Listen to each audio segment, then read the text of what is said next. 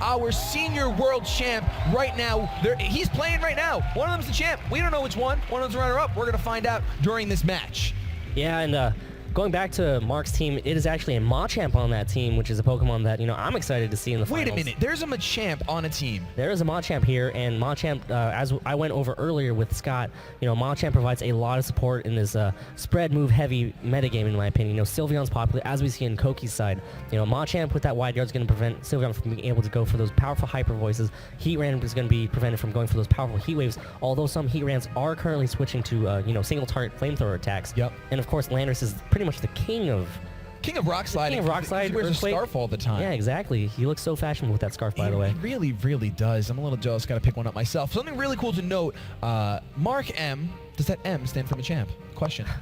We'll have to see. I think Machamp is going to be a very key Pokemon right here. Wide Guard is going to provide so much support for him. Like I said already, Heatran, Sylveon, and Landorus are known to go for those spread type moves, and I think we're going to be seeing a Machamp here. Without a doubt, and we hear the crowd starting to get fired up. I would really love to see that Machamp hit the field. It's really cool when a unique Pokemon gets to slip through, especially all the way to the World Championship match. We're going to see Koki lead with the Zapdos and the Landorus here. Zapdos, such a bulky Pokemon, honestly, and it has such support in Tailwind and Roost, and then, of course, Mark is going to lead with the Charizard and the Cresselia. Yeah, and decent lead right here from Mark. We do see the Intimidate go off. Not going to matter too much on Cresselia and Charizard, who are both known to be, special attacking Pokemon. Zapdos is going to provide a lot of support here. Can easily set up a big Tailwind or go for some offensive firepower onto the Charizard with a Thunderbolt. And of course, Landorus is probably one of Charizard's least favorite Pokemon to see on the field. Carrying such a powerful Rock Slide, being able to do a lot of damage to Charizard off the bat. Mark might want to try to go ahead and go for his own Intimidate, possibly switch in a Landorus if he has it in the back to possibly weaken this Landorus a bit. Of course, and that leads to a lot of mind games, but we're not going to see that Charizard switch. Instead, we're going to see it Mega Evolve and bring out the sun or the clear skies, ladies and gentlemen. That's going to hit the field. The Zapdos, like you said, I think that it would be really interesting to see Tailwind. That's going to be some crazy speed control, but with the Cresselia there, the Trick Room has to be on your mind a little bit. We're going to see a knockoff go into the crest, doing 40%, knocking off the Mental Herb, which is huge. A Thunderbolt, though, is going to double into that, and the Charizard is going to sit there. All right, firing off a Flamethrower in the sun. This could be huge. Is the Zapdos? Oh, the Zapdos holds on, but it gets burned. The 10%. We're going to see the Zapdos munch away on that Citrus Berry, so it's not going to faint this turn, but oh my goodness, putting it on a timer as Cresselia goes for the Trick Room. Yeah, and that's a good Trick Room right there, because now Mark knows that his Charizard is going to be moving before Landorus, Therian, and Zapdos next turn. Of course, a big burn right there that's going to slowly chip away at that Zapdos. Zapdos, like I said, has a lot of staying power, but right now with that burn, it's just going to slowly get chipped away. The Citrus Berry definitely paid off right there, and, I'm pretty sure Koki is thinking that his choice in item there was definitely helpful. It was fantastic. Zapdos often carrying Citrus, or I believe a lot of safety goggles running around. But Landorus is going to go ahead and switch out, and Koki's going to switch into the Heatran, predicting a Fire type move, but Mark is smiling.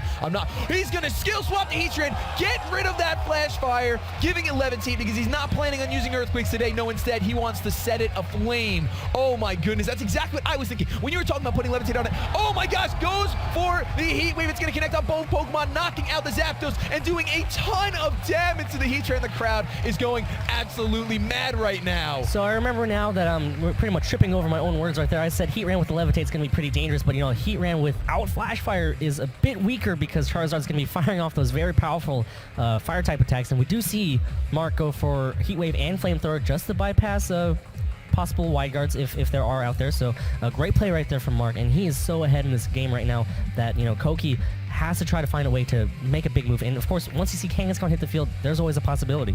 Of course, and we got to remember the Trick Room is up, so it's going to be tough. Things have to be played right, but if the Kangaskhan is faster, it's going to be moving less, but of course, it does have fake out pressure right now. If it's carrying it, it can really put Mark in a bit of a situation. He looks like he's shaking his head, not too happy with the fact that Kangaskhan tainted, but he's going to go for the Protect with the Charizard. The question is, did Koki target down that slot, considering how much damage? Yes, he did, so Mark making a fantastic call. Cresselia is going to fire off an Ice Beam into the Kangaskhan slot just to get a little bit of chip damage off on it, as the Heatran goes for the Flamethrower into the Charizard slot. So that's back-to-back perfect turns for Mark M, the Machamp wielder. Yeah, right there. Probably wanted to try to get that Landers on a switch, possibly. That's why he targeted down with an Ice Beam. Of course, Cresselia revealing skill swap is going to be a bit dangerous for Kangaskhan to stay in. One thing that I personally love to do is go for those skill swaps onto those parental bonds and take that parental bond away from Kangaskhan, which makes it so powerful. That sounds like a dangerous time for Koki. So that's where the mind games come in. At this point, does he want to? And you know what? Even if he skill swaps that slot and say Landers does come in, you're intimidating that Landers. So it's almost a win-win. But I think picking up the knockout with Ice Beam is going to be a little bit more appreciated.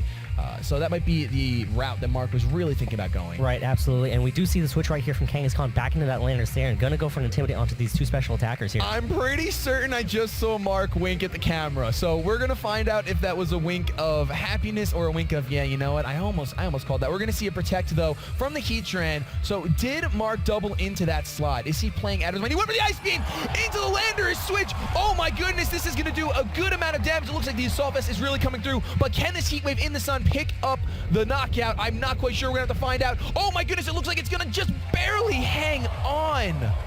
Oh my goodness. Yeah, unfortunately right there, Koki does decide that Kangaskhan is probably going to be the more important Pokemon in this matchup right here. Mark is playing exceptionally well right now. Koki hasn't really been able to go on the offensive once that Trick Room came up. So, you know, we see that Trick Room from a couple turns ago paying off so well, you know. It's put Mark in such a good position to try to take this game in, you know, pretty much a dominating fashion. Absolutely, and we're going to see Koki just switch right back out into that Kangaskhan, not ready to let go of Landers just yet, and we do already know that it's rocking that Assault Vest. Cresselia going to move first because the Trick Room is still up. Going to do a little bit more chip damage to this Kangaskhan, bringing it down a good amount, and then, of course, a Flamethrower into the Heatran slot is going to pick up that knockout. Oh, my goodness, getting rid of that Flash Fire is paying dividends. The Sunlight's going to fade. The Trick Room is going to end, but I think Mark is extremely happy being in this 4-2 situation. Absolutely, and right now, Koki has to be able to pick up a lot of knockouts here with these two Pokemon. You know, Landers and Kangaskhan, two of the best Pokemon in the format this year. You know, are they going to be able to do it? Are they going to be able to pick up 4 knockouts here? That's going to be a tough question. Landers, of course, is going to be able to threaten with that Charizard with a powerful Rock Slide if it does carry Rock Slide. Cresselia is pretty heavily weakened, and of course Kangaskhan does have Fake Out support right now. Absolutely, and it looks like the Charizard is just going to return to Mark right now, especially since the sun's not up. I really like that play, switching in the Landers and intimidating both of these physically offensive Pokemon. Always a good option, one, when the sun isn't on your side, and two, when you want to go ahead and intimidate two physical attackers that can no longer switch out. Kangaskhan is going to pick up the knockout on Cresselia, so it looks like Landers might end up taking a bit of damage if Koki's Landers went on the offensive. The Double Edge, of course, is going to have a bit of recoil, and the knockoff is going to knock off Landers' item. As we see, it was the Assault Vest as well. Yeah, and 2 Assault Vest Landers is right there, you know. In the final. All right, Assault Vest, probably the better item, and we do see the Machamp. There's the Machamp! The crowd is going wild right now! The shiny Machamp out. Machamp is going to be able to definitely threaten that Kangaskhan with a very powerful Dynamic Punch. And, you know, Machamp itself is a pretty bulky Pokemon, so I don't think Kangaskhan will actually be able to pick up the knockout here in one hit with a Double Edge. I am so excited that this Machamp is on the field. No, don't you do it. Don't you do it. Don't you do it. Don't you do it. Don't you do it. Oh, no. Oh, the Intimidates are paying dividends. This bulky Pokemon is going to take that hit, munch away on its Citrus Berry. I was really excited to see what item it had, considering the Assault Vest was confirmed to be on the Landorus. Let's see what's going to happen for the rest of the turn. More recoil is right there for that Kangaskhan. A Rock Slide is going to come through and connect on both of Mark's Pokemon. The question is this a flinch kind of day?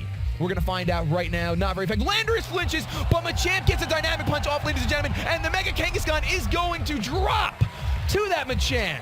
That's a no-guard Dynamic Punch, a move that normally has 50% accuracy, but thanks to that ability, never gonna miss. Right, and you know, this is kind of reminiscent to a couple years ago when Machamp was in the senior final championships, and you know, Machamp played a pretty big role on that team too, and you see here Machamp taking the big knockout on Kangaskhan as we see Landers gonna go for a Rock Slide here. Gonna go for a Rock Slide, last-ditch effort for Koki to kind of just get a few flinches off, but Landers is gonna connect with the superpower despite being resisted. Game 1 goes to Mark. Machamp, McQuillan, oh my goodness, and a crit to boot, ladies and gentlemen. That was a fantastic match.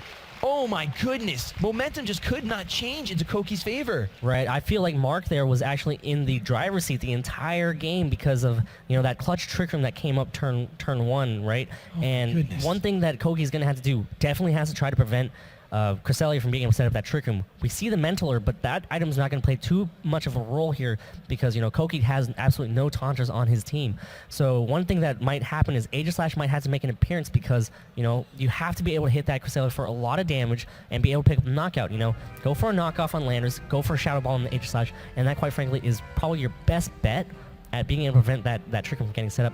However, the issue with that is going to be that Charizard is out on the field to threaten that Aegislash. So tough position for Koki to try to prevent that Trick Room from coming up, and it's going to be difficult for Koki to try to take advantage of that. The question becomes if Mark is willing to sacrifice his Charizard, is willing to let it get knocked out in order to get that Trick Room up with Cresselia.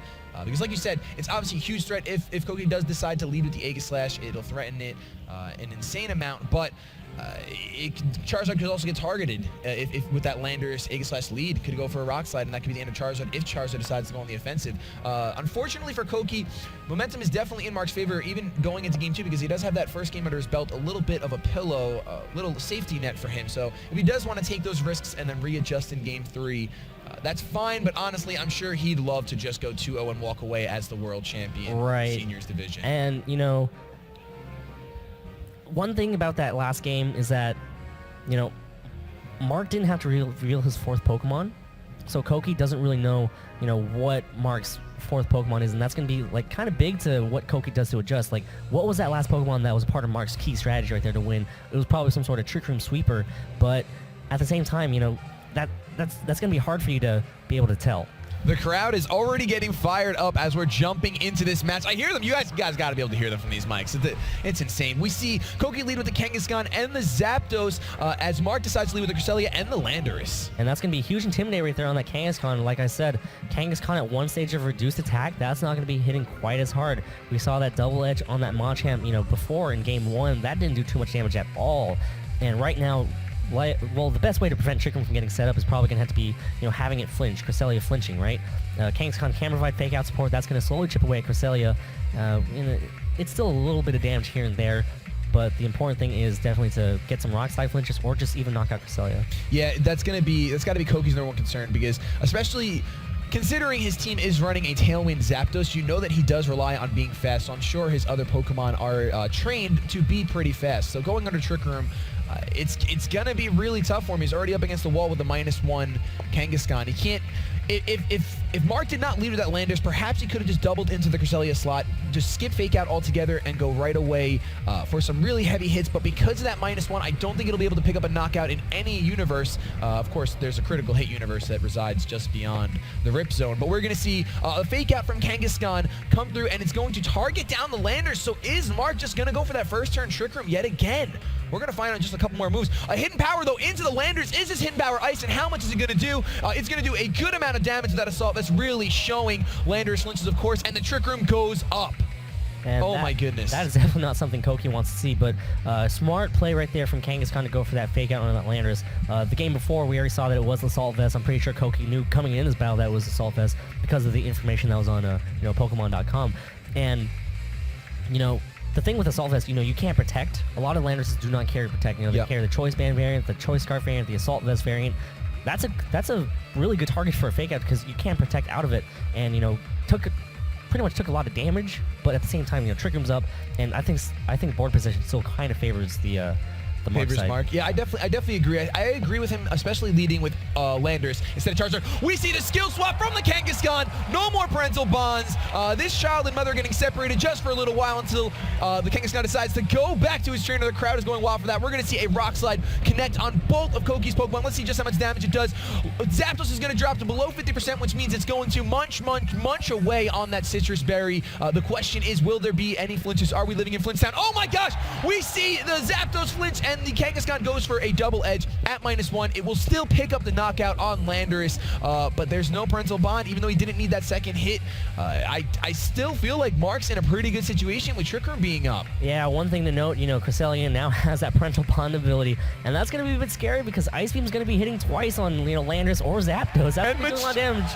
The crowd! Oh my goodness! I'm sorry, Dwee, the crowd cut you off. Keep going. Did you ever think that you'd see a parental bond Cresselia and a Machamp in the senior division final championships here? I don't think that ever crossed my mind once. And in fact, that Kangaskhan does not like not having its parental bond ability, so it is going to get withdrawn by Koki. And Sylveon is going to come in as a dynamic punch goes onto the Zapdos, so perhaps predicting that to switch out, but it still does a good amount of damage. And of course, if the Cresselia, I see Mark smiling to the camera, if he went for the Ice Beam as as he did go for the Ice Beam over into, let's see if he targeted down the, targeted down the Sylveon slot. So Parental Bond going to make it do a little bit more. Is there going to be, nope, there's no freeze, although having double chance to do so. Zapdos is going to hit itself in confusion off of that Dynamic Punch. That's one confused bird. One of the issues with Machamp out on the field is Dynamic Punch, and that's going to start confusing things while doing a lot of damage. I mean, that Dynamic Punch did a lot of damage to that Zapdos, in my opinion, and you know, now it is confused. It has to switch out. That's going to open up some opportunities right here for Mark to go on the offensive.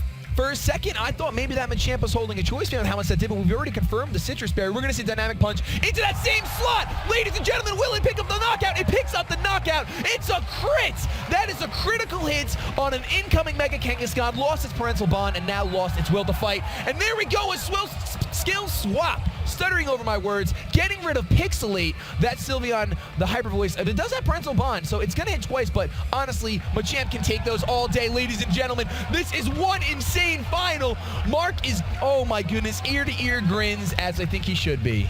Yeah, and that was a huge skill swap. Skill swap playing such a huge role in this match right now. That skill swap took away the Pixelate. That made Hyper Voice just a normal type attack. Machamp would have probably gotten knocked out from that, but you know, Machamp taking normal type of spread damage that's not even boosted by the same type attack bonus. Yeah, I took that like a champion. It really did take that like a champion, and of course now I believe Trick Room is still up, so this Machamp can still wreak a little bit of havoc with all 4 of his arms on this field. Oh my goodness, dude, how awesome is it that we're seeing a Machamp? I think it's pretty awesome. I mean, right now, Mark's in the driver's seat. I mean, what happens if Cresselia skill swaps Pixelate onto Machamp? You know, now I think Mark can just go ahead and skill swap things away. Take away Heat Rain's Flash Fire just in case he has Charizard in the back. Yes, exactly. I was going to say, I don't know if he has the Charizard in the back, but I believe the next skill swap target is the Heatran. But of course, the Dynamic Punch. Dynamic Punch is just going to punch this Heatran right in the dome. Is it going to pick up the knockout? It picks up another knockout, ladies and gentlemen. The only thing Koki has left is 1 point in the back, and the Sylveon is going to take another Ice Beam right now. It's going to be a double Ice Beam. We can still see a freeze on this. Oh, no, we don't, because Parental Bond is gone, of course, so there's not double chance. Another normalized Hyper Voice, not normalized the ability, but it's normal type, no longer getting Pixelate, not having that boost and changing its typing. I am completely floored by Mark's play today. This is fantastic. The Twisted Dimensions do return to normal. And Trick Room, yeah, expires. That's going to bring in Zapdos. Zapdos is going to be kind of a speed Pokemon, but, you know, at the same time, I think the damage has already been done. Sylveon, without Pixelate, it's just going to be locked into using Hyper Voice as the normal type move instead of the powerful Fairy type move that I went off about all weekend, as we see the Wide Guard from Machamp here. At this point, Machamp is fighting for his friends, just going for a Wide Guard, not wanting Hyper Voice to even hit anyone at all. And Wide Guard is going to protect Cresselia and Machamp.